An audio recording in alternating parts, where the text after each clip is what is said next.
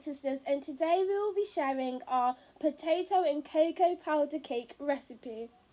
Hope you enjoy it. Don't forget to like, don't forget to share, and most importantly, don't forget to subscribe.